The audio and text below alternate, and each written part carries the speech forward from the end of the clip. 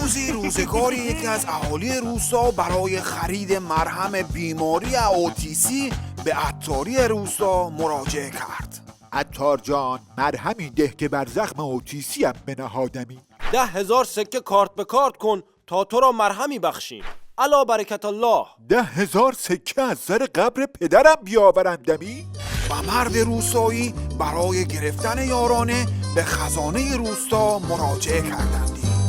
یارانه هم را همیده تا مرهمی بر زخم اوتیسی هم بنهم. یارانه به تو تعلق نخواهند گرفتی.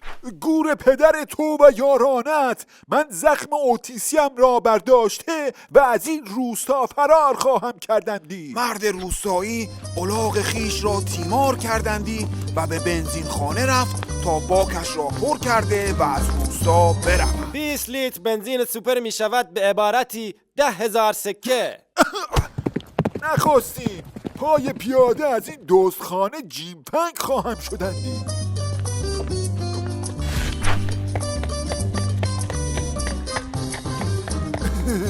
کجا؟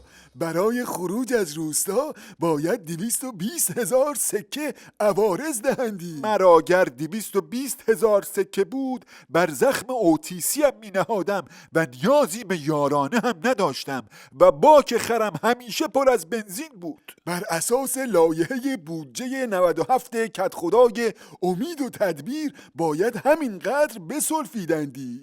خدا، ای داد، ای امان، ای بیداد، لعنت همی بر این لایحه و این کدخدا و بودجهش. امنیت ملی روستا را به خطر میاندازی ای عامل بیگانه.